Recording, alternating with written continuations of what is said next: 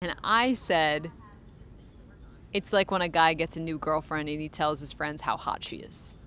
It just felt a little much to me. So good. It's the best thing she said. Can we share that? I feel bad. It's the best thing she's said on this channel.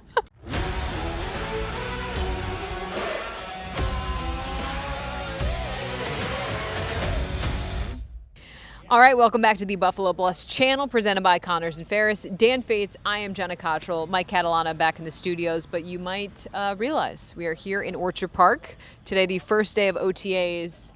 Please be sure to like, comment, subscribe, as well as share if you appreciate the work and the coverage that we have. If you haven't seen it already, Travel Draft Yes. is out earlier today. Yes. If you have an Content. If you have an hour to kill, it's worth your time. It was fun. We had a good time. Going for a run, a drive. Yeah. Comment, subscribe, tell your friends. All right, perfect. All right, so let's talk about it, though. First day of OTAs. Yeah. Feels like first day of school. Josh Allen was here. It was his birthday. In shorts. In shorts. I want your first overall impression of being back here. Feels very different. I know you talked about it's like going first day of school vibes, but it's a new school in a new town. You've moved. Yeah. And you're like 12 years old and you're like, who are these guys? Yeah, it was kind of bizarre, especially when we walked out on the field. Wide receivers were doing individual work, very normal, but it's like, oh, Stephon Diggs isn't out there. And that's number 14's worn by very large Chase Claypool with dreadlocks. Yeah, and then Mac Hollins. Yep. You see, and Khalil Shakir was taking the, old wide receiver one reps that Stephon Diggs would be taking. So the first guy in line. First guy in line, yes. Yeah, that's probably the best way to put it. Before people jump down my throat. Yes. It was very different. For so long, we've talked in these last couple of seasons about the continuity and is it a bad thing? This year, it feels so new. Feels like a clean slate. There is, I think, they are not the same size wide receiver room that they've had in the past. Gabe Davis was kind of the one anomaly of the bigger bodied guy. I can't get over how big Chase Claypool is. Stunningly big for his size. You have Marquez Valdez-Scantling, who is also another bigger body. You have Justin Shorter. You've got Trell Shavers. Like all of these guys, there's a lot of bodies right now. And it will all get sorted out. We think there's 4 locks as we stand right here on May 21st or whatever it is. Yeah, the 21st. The 21st. We did it. We think it'll be Shakir, the slot guy that they signed from Washington, Samuel, as well as Mac Hollins is probably a sure thing. You have Keon, and then you also have MVS. Yeah. So it's pretty interesting. And Mac Hollins is clearly going to make it because of special teams, too. Yeah. He will throw in the mix. He's also a vibes guy. He was yelling Big a lot, guy. but in a good way. Big vibes that's guy. not good enough, all this stuff. I liked his energy, I would say. Yeah, you are backing up. Oh, I'm sorry. Out of the light. Am I being Mike? You are okay. we put this here to try and anchor us. Oh my gosh. There's a table here. You can't see it because Dan's really good at his job. That was something though. Also too on the defensive side of the ball, 21 not being Jordan Poyer. Mess with my head. Very, very weird. Kyrie's number 5 now. Mm-hmm. At first it was like, who is that? Oh, it's Kyrie. Yeah. Yeah. It is weird. It's a weird, not a bad weird. No, it's just a weird feeling. Different weird. A lot of change. We talked to Josh today. He has mentioned throughout the offseason of how he needs to be more of a leader, more involved in this process. But I think we saw, in a good way, the Josh that we are used to. Him kind of critiquing guys in a good way, telling guys they did a nice job. And the handshakes are already just mid-season form. They're back. There are a lot of new ones. Yes. And he has talked about you got to find what makes guys tick again. Mm-hmm. So this is a newer group. Obviously, he knows what does and doesn't work for Stephon Diggs and Gabe Davis. Now it has to be with Curtis Samuel. Now it has to be with Keon Coleman. Now it has to be with MVS and Chase Claypool. So we've talked about it on this channel before. It's a lot on Josh's plate. He not only has to be the franchise quarterback, he also has to be a little bit of that teacher again. Mm-hmm. Now you're the guy that has been in this offense now the longest. There's nobody else that came with you. There's nobody else, guys that have been around for 3-4 years. Yeah, you have Khalil, but besides that, you're teaching guys, this is how I want you to run it. This is how we do on this route. This is how we do this. And it's a bigger step up for him, which comes with the territory being this franchise quarterback when you're going through this transition, which is not my words, what Brandon Beane said. Yeah, I think that it makes sense. This is how the NFL works. You have to go through multiple teams during a franchise quarterback's run because of the longevity of their career, which says a lot about Josh Allen. And also now you're starting to see that leadership piece that we talked about, because there are so many guys that are new to the team, are learning the playbook, are getting settled, are trying to figure out if they have a place even on this roster. Chase Claypool had a great catch today. Great catch today. And you talk about his size. That is certainly something that jumps out. Yep.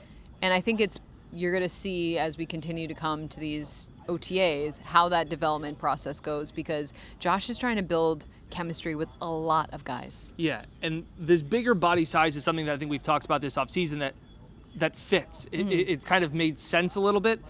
And one of the things that Josh was asked about is about the positives of having wide receivers with bigger bodies, bigger catch radius, and this is what he had to say.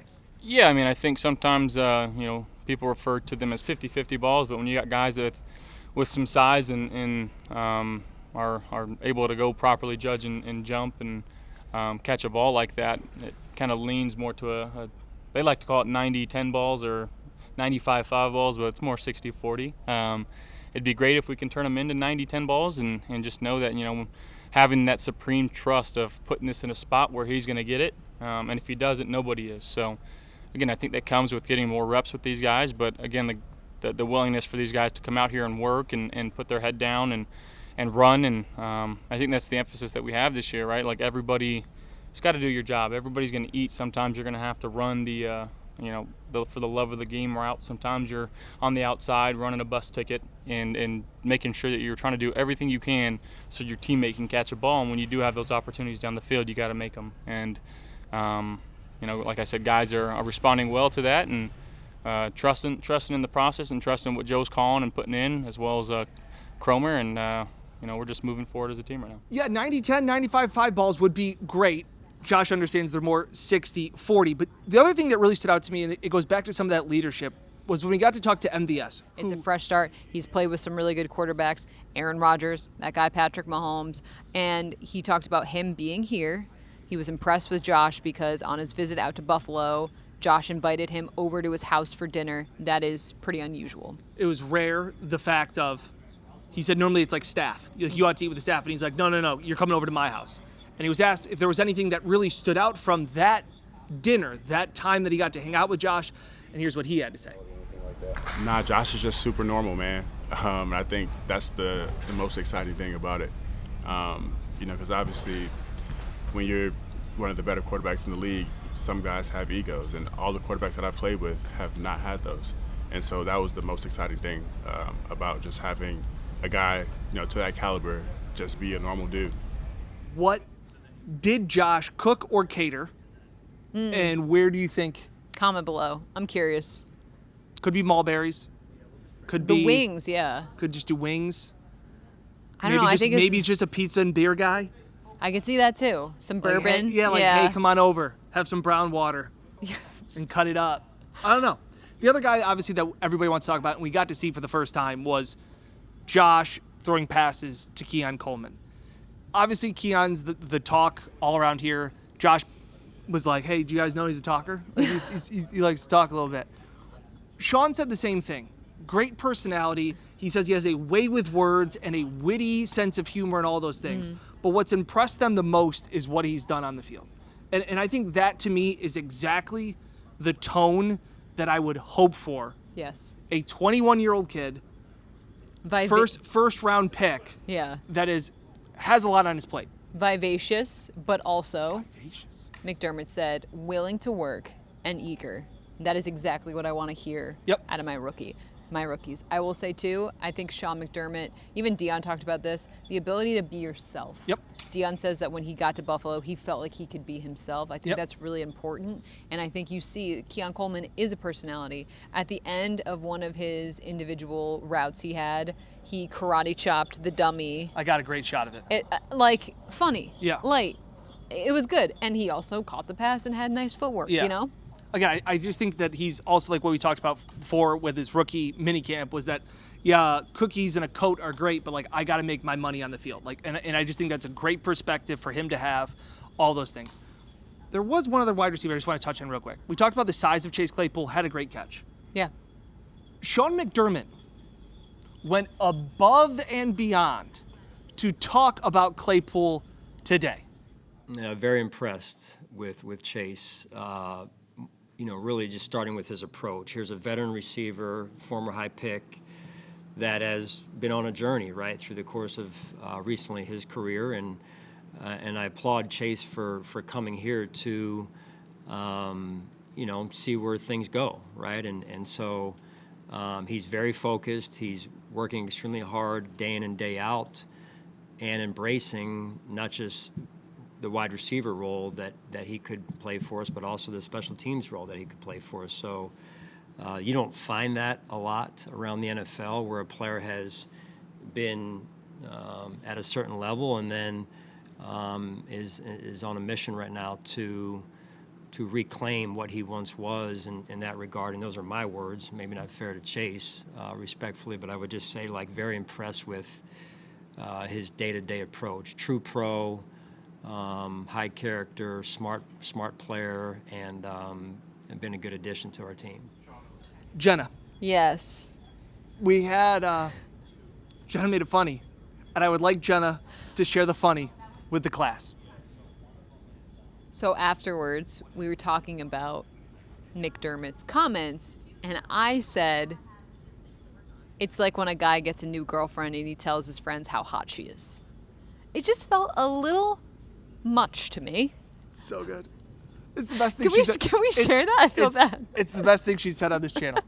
It's the best thing she said on the channel. It's like, oh, my new girlfriend's so hot. I was like, yeah, don't get me wrong. McDermott said he's on a mission to reclaim his career. Those are strong words. And this is for someone who, we talk to McDermott a lot, and he'll usually lump in everyone together. That's it. Josh, like a lot of our quarterbacks, That's it. is always trying to get better.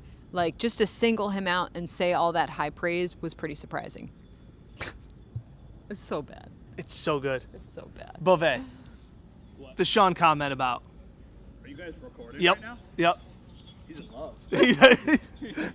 Matt Beauvais of WKBW says Sean McDermott's in love with Chase Claypool. He's in love, comma, quote, Matt Beauvais. So, yes, you do see the upside, though. The size, Absolutely. definitely. Weird seeing him in 14. Just weird. He's going to have to play special teams, which I think is a testament to. You're going to have to do it all. Yeah. He's going to have to earn a spot. I think there's a couple, maybe Justin Shorter, outside looking in right now with the amount of bodies they've added. Also, I think I've really come around on MVS. I really actually I've One come around practice? no, just on the signing in general. Like Yeah. a guy that gets it, bigger body. I think they're going for a type. We joked around with Mike here last week about the running backs. They want them They like have a type, yeah. short and stocky, like all Yeah. like Devin Singletary type. They've got a type. I think they were looking for a type at wide receiver. Also seeing Hot ones. Frank Gore Jr. in 20. Yep. That threw me off. Yeah. That was interesting. Matt All right. Milano, an update on him. Oh. He is on. Wow, look at that. On schedule. Read my mind. McDermott says he doesn't believe that he'll participate in drills up until closer to training camp. Okay, a couple other quick notes. Spencer Brown did not participate today. He did have off-season Season shoulder surgery, so that's something to note. Rasul Douglas and Daquan Jones were not here today. McDermott was asked about Micah Hyde, and McDermott said he will always be on our radar. We will see where it goes. So Hyde talked about at his softball event, the charity event on Sunday, that he still hasn't made his decision, but he's working out, all that stuff. And I think that's true for McDermott. I agree. He's always going to be out there. And Micah said it's either the Bills or no one. Yep. So there is that. Trying to think if there's anything else. I think it's good. Nothing crazy. All right. Well, thank you all so much for watching. Anything else you want to say? Hot girlfriend. She said it. I did say it. All And right. it was funny, and we pressured her into saying it on the pod. I didn't want to say it on the pod, for the record. All right. Thank you for joining us. Please be sure to like, comment, subscribe, as well as share. For Dan Fates, I'm Jenna Cottrell. We'll catch you next time here on the Buffalo Plus channel, presented by Connors and Ferris. Let's get lunch.